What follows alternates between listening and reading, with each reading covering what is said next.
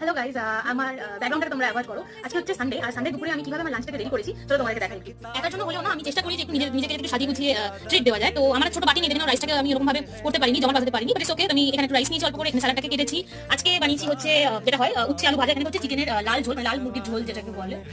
আমি নিজে বানিয়েছি বলে বলছি না, বাট আমি খুব একটা খারাপ খাবার বানাই না। চলো খেয়ে বলা যাক যে কেমন লাগছে খেতে। আমি প্রথমবার ব্যাঙ্গালোরে না করলা আলু যেটাকে বলে, মানে তেতোটা তো খাওয়া উচিত, শরীরের জন্য খুব ভালো। চিকেনটাকে নিয়েছি, আলুটা তো খুবই ভালো সেদ্ধ হয়েছে দেখতে পাচ্ছি আমি।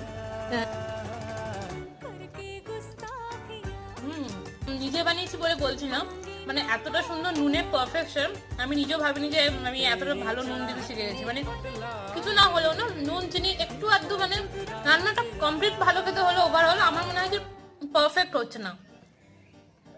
আজকে নুন চিনির ব্যালেন্সটা একদম ঠিক আছে, খুব সুন্দর জমে যাচ্ছে সানডে দুপুরটা। তোমরা কি